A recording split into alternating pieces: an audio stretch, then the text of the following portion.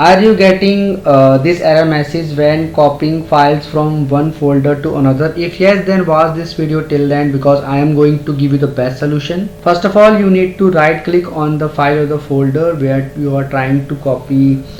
So right click here in the folder and click on the properties option. Now you need to click on this security tab at the top. Now click on this advanced option. From here you need to click on change in front of owner. So if it is not your owner, you need to change it. Just need to tap here. You need to enter the object name. For example, my is HP, so you need to type in some hint of it and click on change names and it will be selected. Now click on this OK. Secondly, again click on right click here and click on properties. So herein again go to the security option and herein you need to give full permission.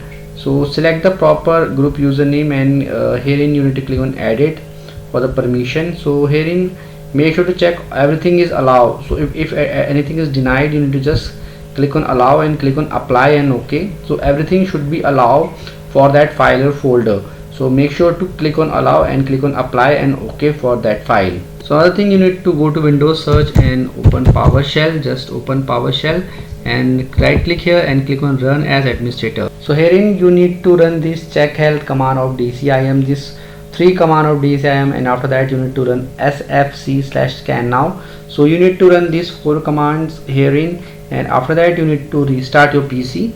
After restarting your PC, try to again copy and paste that file and see whether you are getting this error message or not. In case you still face any problem, you can mention it in the comment section. I will make sure to give you reply. If you find this video helpful, just hit on the like button. Also subscribe my channel for upcoming videos.